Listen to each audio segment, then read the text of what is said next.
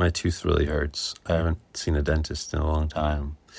I've been procrastinating, but also just haven't been able to, when I was really severe. And I think this brings up a really difficult thing we all have to deal with ME/CFS, balancing medical issues that aren't related to ME/CFS, and then, ignoring those medical issues so we don't use too much energy and get worse from ME/CFS. And it's always such a difficult thing to do.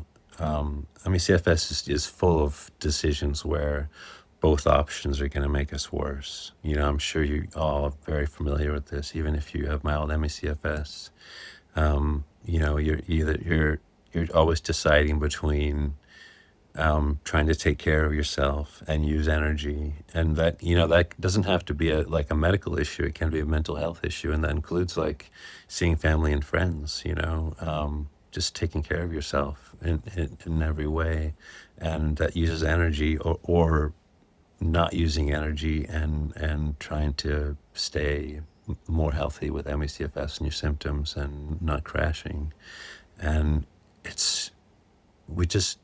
the world is unpredictable, and we never know what's going to happen, and we can't control the world, and so we can never really make a great decision about any of these things. But medical decisions are even more difficult because we're not doctors. So we're trying to think about what's going to happen if I ignore this medical issue completely. How serious is this medical issue? What's going to happen if I wait to see a doctor, until I'm maybe more healthy with ME/CFS? And, we can sort of use AI to figure that out a little bit, but sometimes not. And then on the other hand, we're thinking about, what's going to happen if I go out into the universe, and, out there, it's not, we have this like contained bubble, where we've created a world that's predictable, in our rooms, our houses, but out there it's crazy. Not just like tornadoes and hurricanes and tidal waves. That could happen, but I'm talking about like just someone walking in the room unexpectedly could make us way worse. And it's just so hard to decide.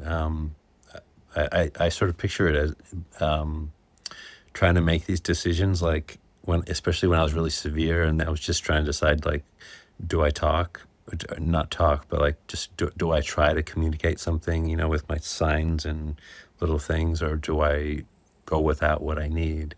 But I'd sort of picture it as two trees, like each option being a tree trunk going out in front of me, and then I try to think about everything that could happen if I made, this decision, and then everything that could happen from that thing happening, and everything that could happen from that thing happening. And, there's like these branches going out, because you make a decision and then something happens from that decision and something else happens from that. And so, it's like this cascade happens. So it's sort of like a tree that goes out, and there's all these branches and that of sort of possibilities. And so I try to map those things out in my head, and look at both options that way, and then sort of like weigh the leaves, weigh out the branches. And that's really the best you can do. And with any of these decisions, but especially a medical decision,